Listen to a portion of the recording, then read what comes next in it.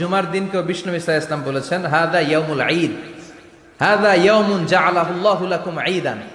তাবারানির হাদিস। বিষ্ণু নবী বলেছেন এটা এমন দিন যে দিনটাকে আল্লাহ তাআলা তোমাদের জন্য ঈদের দিন হিসেবে ঘোষণা দিয়েছেন। পড়েন আলহামদুলিল্লাহ। আল্লাহ তাআলার একটা বৈশিষ্ট্য হচ্ছে সুন্নাতুল্লাহি ফিত তাফদীল।